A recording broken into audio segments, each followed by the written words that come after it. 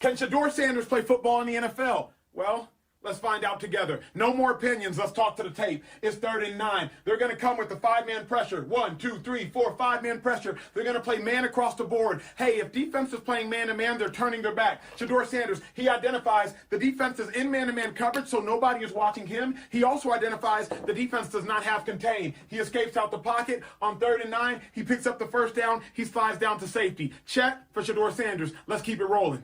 All right, here's what I love. You see condensed splits by the Cleveland Browns. Both the receivers are inside the numbers, so they're probably going to want to work outside. Shedeur, you got to identify, are they in man on defense or are they in zone? Last second, this cornerback, he backpedals, and you can quickly, pretty fairly on tell, okay, they're inside of a pattern match zone. Shedeur, he's going right here with the football, but here is what you have to understand. If this defensive back has eyes on Shedeur and he drops off too quickly, this can be a pick. This can be going the other way. So Shedeur, he gets the ball out of his hands, but the accuracy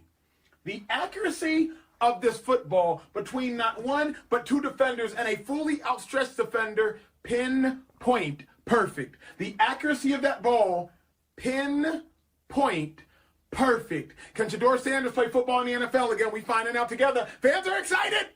And there it is. Bang. We've been waiting on the moment. We got to get a watch on the wrist instead of a wristband. Bang. We've been waiting on the moment. Let's keep it rolling.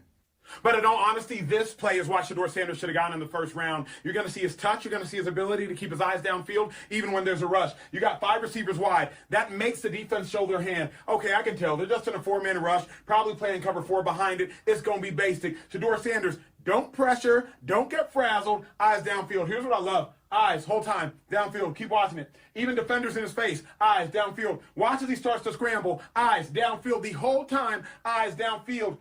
Watch him direct that quick subtle point with his left hand, and then now defender rushing to him, but watch it. Bang. I mean, that ball, though. Take another look at it. 5 receivers wide. You know it's a 4-man rush. Defense, they have to show their hand. Just watch Shedeur. Eyes downfield the whole time. Just watch his eyes. Watch his eyes. Watch his eyes. Watch his eyes. Boom. And then watch that ball.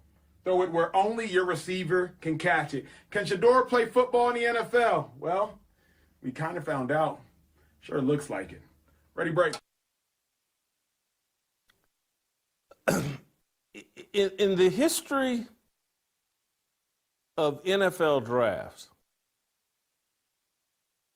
has there ever been anyone drafted that people didn't think, at least somebody thought, hey, this person could play in the NFL? Why else would you draft them? Why else would you draft? The Browns clearly say, hey, we think we can play in the NFL. There's never been anyone who didn't think Shedeur could play in the NFL. No one. He had a very good career at Colorado. He was, I think, 2nd or 3rd team All-American. He was a 5th-round draft pick, the 144th best prospect, according to the draft, in this year's draft. People thought he could play in the NFL. People are so lowering the bar that Emmanuel Acho is looking at routine plays that we saw throughout the preseason from an entire group of quarterbacks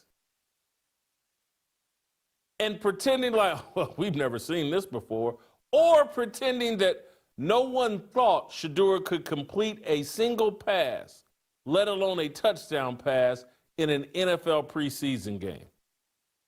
We're watching, as it relates to Acho, I'll even throw Skip Bayless in this category, but I'll throw them all. Jamie Foxx, Skip Bayless, Luther Campbell, they're all acting as if they've never seen football or evaluated a quarterback. They've never seen it before.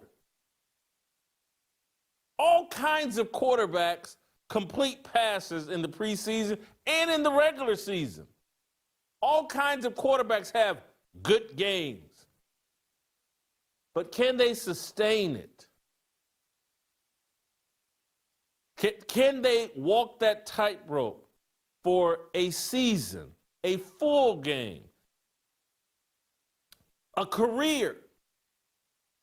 Nothing got settled on Friday other than people raising their hands. Hey, I'm a Shedeur groupie. I'm going to treat him like a high school cheerleader, and I'm a 16-year-old boy that's horny, and I'm just going to say and tell her anything she wants to hear. That's what we're watching grown men. Emmanuel Acho is the youngest guy of all the people I show. Jamie Foxx is in his 50s. Luther Campbell's in his 50s, if not 60. Skip Bayless is in his 70s. Emmanuel Acho maybe late 30s, early 40s. I'm not sure. These are grown men acting like little children, pretending like, oh, Shedeur has proven something. And let's check in with their ringleader. And trust me, I have great sympathy for Deion Sanders, what he overcame this offseason.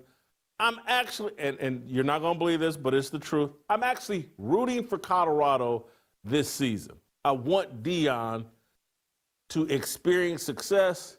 I think that'll keep him positive as he continues his fight with cancer. But as it relates to Shedeur and the techniques and the discipleship that put Shedeur in this position, where he's a fifth-round pick when he probably had second or third-round talent. This is bad discipleship, bad mentoring, bad coaching by Deion. Shedeur talked his way or behaved his way into the fifth round, and everybody knows it. This isn't some racist conspiracy. This is some delusional athlete who thinks he's got transcendent generational talent like his father, and he doesn't. And he carried himself throughout the pre-draft process like a jerk, an entitled jerk. And people are like, hey, I don't want to be bothered with it. And they certainly don't want to be bothered with this circus that comes along with Shedeur. It's almost like I'm looking at men that say they love Shedeur, but they're actually trying to kill his career in the womb. Because all of this conversation and talk of Shedeur, it doesn't serve Shedeur. It doesn't serve the locker room chemistry in Cleveland. It's not what should be going on. But the ringleader of that circus is none other than Deion Sanders. Let's hear from Deion pregame, before Shedeur's slightly above average performance in his first preseason game. Play the clip. He's already spoken like 3 times a day. We just got off the phone joking and clowning like crazy. It's going to be strange for both of us. I was in the hospital the last time. I missed, I think, 3 games, but this time I'm well. But, you know, me going out there taking that walk and him taking that walk, and he know I'm not there. That's different. That's different for him. So, but he's so prepared right now. A lot of people are approaching it like a preseason game. He's approaching it like a game. And that's how he's always approached everything, to prepare and to approach it like this is it. He's thankful and appreciative of the opportunity.